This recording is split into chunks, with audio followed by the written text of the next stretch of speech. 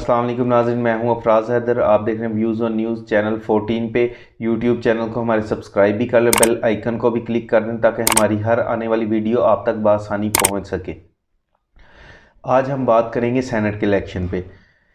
Saint انتخابات ایوان بالا کے الیکشن اوپن بیلٹ کے ذریعے کرانے کے لیے صدارتی آرڈیننس پیش کیا گیا ہے۔ وہ صدارتی آرڈیننس کیوں پیش کیا گیا ہے؟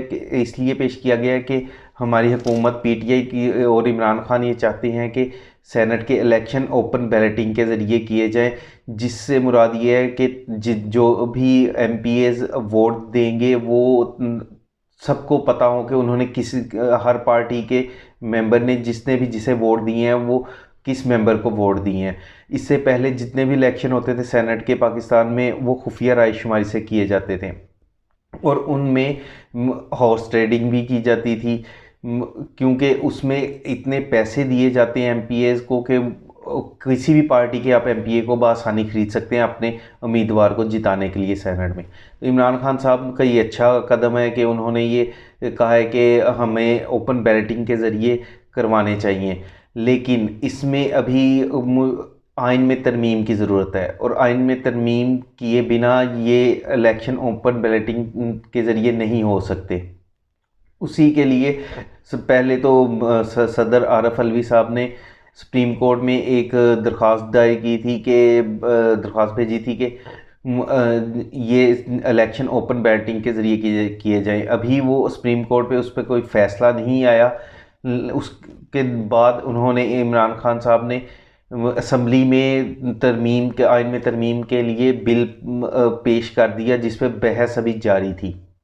وہ بحث ابھی جاری تھی، اس کے لیے حکومت کو 2/3 اکثریت حاصل ہونا لازمی ہے اس بل کو پاس کروانے کے لیے۔ تو ابھی اسمبلی کو غیر معینہ مدت کے لیے مؤخر کر دیا گیا، جس کی وجہ سے وہ بل پاس نہیں ہو سکا۔ تو جس دن یہ اسمبلی مؤخر کی گئی، اس کے 2 دن بعد ہی صدارتی آرڈیننس آ گیا۔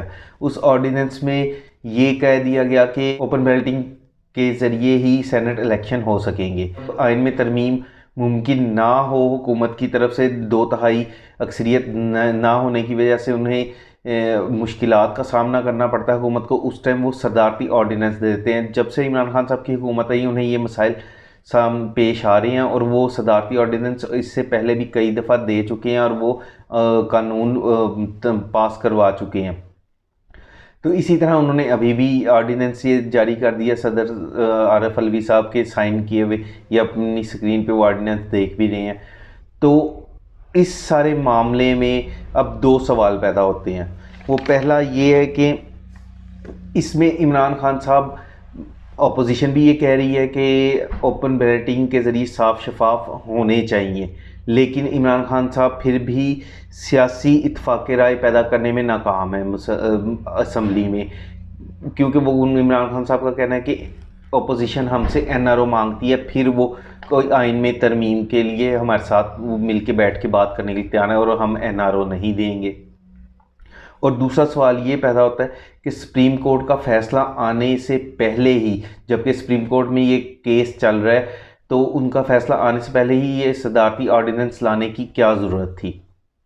کیا عدالت کو دباؤ میں لانے کی کوشش کی جا رہی ہے؟ اور یہ مشروط رکھا گیا ہے عدالت کے فیصلے پہ کہ عدالت کا اگر فیصلہ اس حق میں آتا ہے کہ اوپن بیلٹنگ کے ذریعے آپ الیکشن کروا سکتے ہیں، تو صدارتی آرڈیننس اس پہ عمل درآمد ہو جائے گا اور اوپن بیلٹنگ کے ذریعے ہوگا۔ اگر نہیں ہوتا تو یہ آپ کا آرڈیننس اسی ٹائم ختم ہو جائے گا۔ اور اس پر اپوزیشن کا کہنا ہے کہ یہ حکومت کی بدنیتی اس میں شامل ہے، اور یہ اداروں کو ٹکراؤ چاہ رہی ہے حکومت کے، ملک میں انارکی کی صورتحال پیدا ہو جائے۔ اب تک جتنے بھی سینٹ کے الیکشن ہوئے ہیں آج تک خفیہ رائے شماری سے ہی ہوئے ہیں، اس میں کافی زیادہ ایم پی ایز کافی ایم پی ایز کو خریدا جاتا ہے اور اپنی مرضی کے آپ سینیٹر کو سلیکٹ کرواتے ہیں۔ اس سے پہلے پیپلز پارٹی پر اور خود پی ٹی آئی پر جب سینٹ کے چیئرمین پر عدم اعتماد کی تحریک آئی تھی، تو اس ٹائم بھی یہ ایشو بنا تھا کہ پی ٹی آئی نے سینٹ کے ممبرز کو خرید لیا تھا، جس کی وجہ سے وہ عدم اعتماد کی تحریک ناکام ہو گئی تھی۔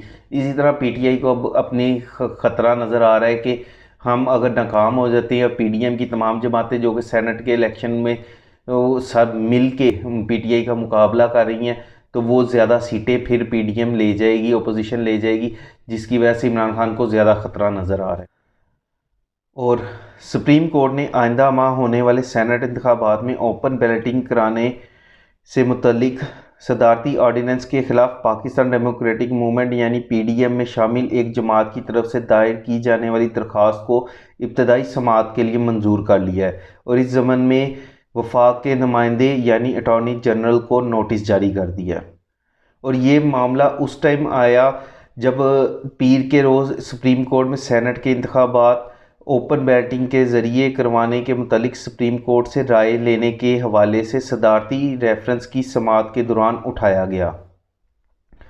اٹارنی جنرل خالد جاوید خان اس صدارتی ریفرنس پر دلائل دے رہے تھے تو جمعیت علماء اسلام کے رہنما اور سابق سینیٹر کامران مرتضیٰ روسٹم پر آئے اور کہا کہ ان کی جماعت نے سینٹ انتخابات اوپن بیلٹنگ سے کروانے کے بارے میں 2 روز قبل جاری ہونے والے صدارتی آرڈیننس کو چیلنج کیا ہے۔ کامران مرتضیٰ نے کہا کہ ایک طرف حکومت اوپن رائے شماری کروانے کے حوالے سے سپریم کورٹ سے رائے مانگ رہی ہے، جبکہ دوسری طرف اس سلسلے میں آرڈیننس بھی جاری کر رہی ہے۔ اور کامران مرتضیٰ کا یہ بھی کہنا ہے کہ حکومت اس ٹائم پارلیمنٹ اور سپریم کورٹ کو خود مختاری کو سبوتاژ کر رہے ہیں، اور اس لیے صدارتی آرڈیننس کو کالعدم قرار دے دیا جائے۔ اور اس پر چیف جسٹس نے ریمارکس دیتے ہوئے کہا کہ حکومت کو آرڈیننس جاری کرنے سے کوئی نہیں روک سکتا، لیکن بظاہر ایسا لگتا ہے کہ مفروضوں کی بنیاد پر صدارتی آرڈیننس جاری کیا گیا ہے۔ اور اسی بینچ کے رکن جسٹس اعجاز الحسن نے درخواست گزار کے وکیل کو مخاطب کرتے ہوئے کہا کہ اس آرڈیننس پر عمل درآمد سپریم کورٹ کی رائے سے مشروط ہے۔ انہوں نے کہا کہ سپریم کورٹ کی رائے اس کے برعکس ہوئی تو یہ آرڈیننس خود بخود کالعدم ہو جائے گا۔ اسی بینچ کے رکن جسٹس عمر عطا بندیال نے ریمارکس دیتے ہوئے کہا کہ ماضی میں قومی اسمبلی میں ایسے مناظر نہیں دیکھے گئے جس پر اٹارنی جنرل نے کہا کہ بیرون ممالک تو کرسیاں تک چل جاتی ہیں، یہاں پر حالات ایسے نہیں ہیں۔ جسٹس اعجاز الحسن نے ریمارکس دیے کہ پاکستان کے پارلیمنٹ میں اس لیے کرسیاں نہیں چلتی کیونکہ یہاں پر کرسیاں فکسڈ ہیں۔ اور اسی سماعت کے دوران جسٹس عمر عطا بندیال نے کہا کہ ہم نے اپنے ملک میں اچھے سیاستدان بھی دیکھے ہیں اور ہمیں سب سیاستدانوں کو ایک ترازو میں نہیں تولنا چاہیے۔ انہوں نے کہا کہ سپریم کورٹ نے ایک فیصلے میں کہا کہ وفاداری پارٹی نظریات سے ہوتی ہے۔ اٹارنی جنرل نے ان کا جواب دیتے ہوئے کہا کہ ملکی آئین بنانے والوں میں ذوالفقار علی بھٹو، ولی خان، مفتی محمود اور نوابزادہ نصر اللہ جیسے لوگ شامل تھے، جس پر جسٹس عمر عطا بندیال نے اٹارنی جنرل کو مخاطب کرتے ہوئے کہا کہ نواب اکبر خان بگٹی جیسے لوگ بھی آئین بنانے والوں میں شامل تھے۔ جسٹس عمر عطا بندیال نے کہا کہ سن 1985 میں ہونے والے عام انتخابات کی مثال سب کے سامنے ہے، جس کے نتیجے میں سابق وزیر اعظم محمد خان جنیجو کی حکومت بنی اور اس میں بھی پیسے کا بے دریغ استعمال ہوا۔ صدارتی ریفرنس کی اب اگلی سماعت جو ہے 9 فروری کو ہوگی۔ اور ہماری یہ ویڈیو آپ کو کیسی لگی ہمیں کمنٹ میں ضرور بتائیے گا۔ تب تک کے لیے اللہ حافظ۔